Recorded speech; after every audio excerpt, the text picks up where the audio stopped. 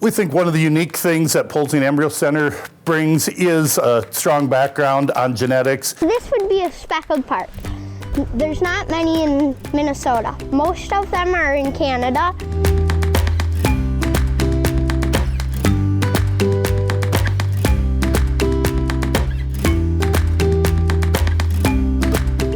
Hey guys, it's Bethany Hedloff. And Sarah Hand. And we are back with the Polzine family for part 2 of an amazing story. If you missed their first story, go head on to the link above and check it out. It is really amazing. And today we get to learn where babies come from.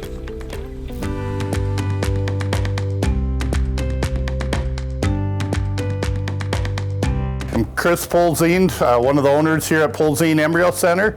This morning we're going to be going through some of our in vitro fertilization and explaining what goes on here at Polzin Embryo Center on a day-to-day basis in terms of production as well as marketing and overall management. I think back to when I got started in the embryo transfer. I would have been in 9th grade getting ready for an English paper. My teacher could tell I had a fairly limited interest in it. She said, why don't you go meet with some people, by some friends of mine that are doing something kind of different in cattle. That was the Nelson family by Dassel, Minnesota. I did a paper on embryo transplant, which was fairly new at that time, especially to me. Of course, that would have been a little bit ago, but that interest eventually turned into starting a business and feeding it from there. So we started to do some conventional embryo transfer a number of years ago, starting already in the mid-90s, and slowly worked on it more and more. We got to about 2008 when we were getting ready to have our first child. Leslie was working for a home health care agency, and we decided to start housing some cows to generate some additional revenue and also be a customer service support. And by Christmas break, some of the guys who worked for me at the feed mill were out here. We were trying to pound posts into frozen ground to build additional pens as it grew extremely rapidly. When we started, we'd do almost all conventional embryo transfer. As things have evolved, we've added some additional services. One of the main things is what we'll be focusing on today, in vitro fertilization process. That has some benefits in that we can do some younger females, we can do them more often, and we can focus on making just male or female embryos, and it's also less restrictive on some of the cows in certain situations. We think one of the unique things that Polzin Embryo Center brings is a strong background on genetics and helping select sires. We help out with some marketing along the way, sell some embryos, place them into our cooperator herds, things that'll benefit primarily smaller operations. We sell some heifer calves to young people, and then we'll help them turn that into hopefully a lifelong business for them. That'll be the start to their genetic base and go from there. We work with a lot of families that have young children, and it's fun to watch them grow their operation as well. So when we help our customers determine which cows we'll use to provide the genetics, it all depends what they're looking to accomplish in their particular operation. We're involved with several different breeds with our customers, so I try to stay as up to date as I can on various breeds so I can give them some input on that decision, or hopefully have seen some of those genetics and sales around the country, or seen some of those cattle in production. Hey everybody, we are in the room where the process is actually happening, and we've got Dr. Cruz from Windy Ridge Veterinary Clinic, and he's going to show us what he does. He's got the glove on, so we're ready. So who do we have in here? What's going to happen to her? So this is a Simmental cow by the name of Lookin' Sharp, one of the really elite young cows in the Simmental breed. We talked about in vitro fertilization, being able to do some different things. So we want to keep her having her own baby along with it. So she is about 90 days pregnant. She'll have her own calf born in March, but we're still able to produce oocytes out of them. Dr. Cruz will tell me until they're less than 100 days pregnant. Sometimes we try to sneak one more in there when they get to be 110 or 120. The challenge is he's got to be able to get his arm around there. At one point I'd asked him, can we do her one more time? He said, absolutely, as long as your arm is going to run the equipment. So. When we look at the embryo transfer, basically what we're doing is identifying the elite cows that we want to get more genetics out of. We'll do a simple process of setting them up, which includes some follicle stimulating hormone injections, just so that they produce additional embryos. The end goal is to get more genetics out of the females that we or our customers identify as being elite or fitting a particular niche market that they want to grow more of those particular genetics.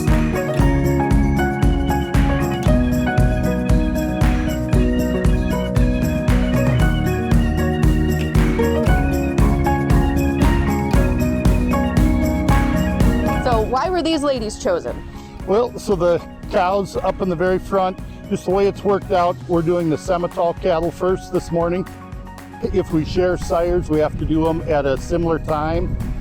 The very front black cow up there, black onyx, probably one of the most accomplished cows, donor cows in the history of the Simmental breed.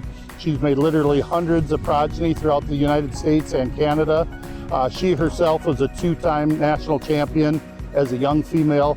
Even at 14 years of age, she continues to produce lots of embryos and be extremely successful. If you wanted to show them, you don't want them all black. You want some type of significant, something to remember them by, some type of marking, preferably on their face. Yes, that is kind of a newer trend as the Simmental cattle are getting so good quality-wise. If there's something that makes them stand out, if we look at Allie, she's got a very unique little white spot on her face. Looking sharp, that we just met inside the laboratory room. That's her walking up there. She's now unwinding from her hard day's work. She is very unique in terms of, has a blaze face on her, but her physical traits, how big-bodied, good structured she is, very complete, high-quality female, backed by some of the best cow families in the Simmental breed. I'm more curious about the trend of the markings on the face. Because it's a trend, obviously maybe 10 years ago it was not. So how do you keep up with the trends, or how do you know what's coming next so you can breed for that trend? That's a great question. If I understood all that, I wouldn't have been out here running a tractor this morning and stuff like that. But trying to see what the future might bring. First of all, we've got to have great quality genetics, got to be backed by proven cow families. But the types and kinds of those cattle do tend to vary a little bit. Sometimes we're looking to add more frame size or a little less.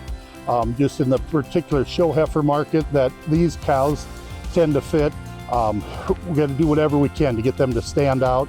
Some of these Simmental shows now are extremely large and competitive, that whatever we can do to create a little advantage or a marketing opportunity, the value of these elite females is at an all-time high for the breed. So trying to fit a niche market and really capture the opportunity that's there and produce cattle that win at every level and provide a good experience for the youth that are showing them, and the breeding programs that result after that. To answer your question, as far as what we see coming, we just think it's going to be more and more important to continue to focus on elite cow families that do a combination of things and produce the highest quality livestock out there. So basically you take the best of the best, and whatever they produce, that will most likely be the next trend, because they've been the best, and because of you and your process, they create the best. Absolutely, absolutely. The value of these elite cattle just continues to go up. Black Onyx that we met just a minute ago, when she sold as a young cow, she brought $43,000, was a pretty unheard of value at that time. And to show you how things have went up, then it would have been a year or two later, Allie sold in a sale, brought $87,000, and that was really raising the bar from then. And some of those values continue to get even higher at this point. There's cattle that sell in excess of $100,000 on some of these really elite females and heifer calves. So it shows the value of creating more calves out of them in volume, so that we can make the beef cattle industry produce a better product, whether it be for upper end commercial cattlemen, so that every time you go in and to a white tablecloth steakhouse, you have a good eating experience with a ribeye that's the same size and tenderness, well marbled, is the ultimate end goal. But there's a lot of stuff that happens along the way that the purebred producer has to accomplish by making those cattle better generation after generation to get them there. So when it comes to feeding elite cows, you have to give them the best food. Absolutely. So in particular, some cows, as we've seen today, they are more like me. What they realistically need is a salad, just something to keep them from putting on weight. Some of them that are nursing calves need a lot of nutrition. Some of them are in between as they're growing a calf. The pregnant cows different. We really like to buy our hay through Cephas Auctioneers sale here in Litchfield. Every load is quality tested, so we know exactly what nutrition is in there, and we can buy different qualities for each pen. And we've got 15 pens here where we can separate these cows up into and match their optimum nutrition needs.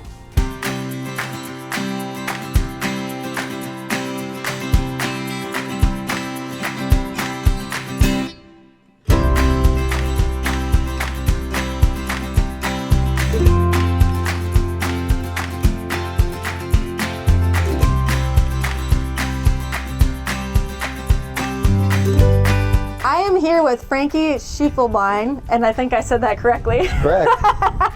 And you are a customer of the Polzines. Can you just tell us a little bit about why do you come to the Polzine family?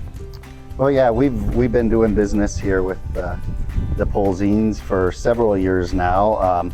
They offered a very unique opportunity for us to do IVF embryos with our cow herd. We run about 1,000 registered Angus cows, and it just added another aspect to our operation. And I guess the benefit to going to family owned, how do you feel about that? They support you, you support them. What is that? What's your relationship? Yeah, well, it's like you said, they're a family owned business. They're local, so it's really the closest facility to us. I mean, they're neighbors to us, so it makes where you can work with a neighbor, and their customer service is great, and their knowledge of the industry is great, and that's stuff we really like to work with, and they're great people. So along with Schiefelbein Farms, we do a lot of stuff together, from helping them expand their Angus genetics. They are undoubtedly the most forward-thinking operation we get to work with. We love picking their brain on what they see being next and how they can utilize technology along with good customer service to grow their business.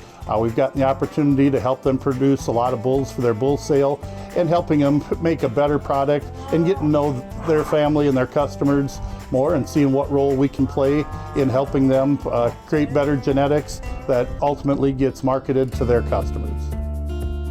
We definitely focus on small to medium-sized producers in the U.S. and Canada. We get the opportunity to do a lot of genetic providing for our friends up north. We enjoy going up there, have some longtime friends from up there that'll we can share genetics back and forth and go from there. Mexico, we've got a couple of customers down there. A really good one started from an exchange program. He came up when I was at the University of Minnesota to learn about beef cattle production. Fast forward, they bought a lot of genetics from us. He's given me the opportunity to come down there and judge some large shows in Mexico, and it still hasn't changed, increased my taste for tequila, but that's a whole different story.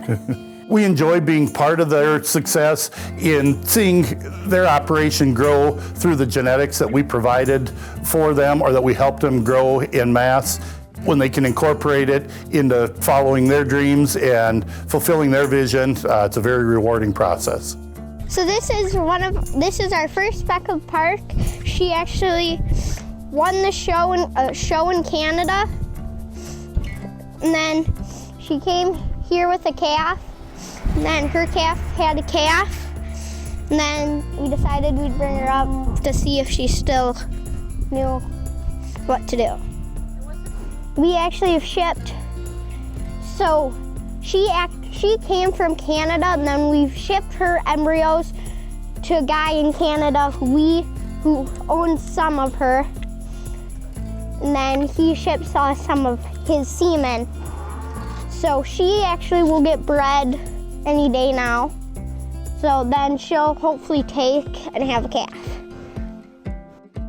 One neat thing that's happened this summer, we received a foreign exchange student from Madrid, Spain. Lydia is joining us for the school year. And we've talked about how much cattle genetics are over there. That's really not her background. So yesterday when we received an email inquiring about Red Angus genetics getting produced from our elite cows to go for a specific market in a portion of northern Spain, we're looking forward to the opportunity to potentially send some of those genetics over there. And in the future, she could go check them out, or we could come and look at those calves when we go to visit her in the future. We'll see how that all shakes out, but kind of exciting sub-twist. We absolutely love having the kids involved in it. They each have their own portion of it. Today we're focusing just on the cattle part of it. Next week, or I believe on Thursday of this week, we switched to starting to set up some goats that we do embryo transfer on. That's fairly new to us. That is strictly our daughter Desiree's. We've had to learn along the way with her, and we've got a large customer base. I think we're going to flush 20-some goats here in the next couple weeks in this particular round. Whether it be Colton Speckle Parks, Brooke's ever-growing Simmental project, or Desiree's passion for goats, we get involved in a lot of different things. We see our niche market continuing to be working with smaller to medium-sized producers and helping them with their marketability and elite management. Embryo transfer continues to be a more and more important part of the industry, as has been the trend in the last 10 years. We expect it to continue to grow at every level, whether it's producing elite commercial bulls, replacement females, or top-end show cattle. We just need the genetics of the best cows in the country and the best young sires to make it successful for everyone, and we envision being a part of that. Well, who knew you could get more education on the farm than health class? And we've got Colton here to take us out. Don't forget to like and subscribe. And for any and all of our upcoming events, you can head to our website at steffisgroup.com. All right, give everyone a wave.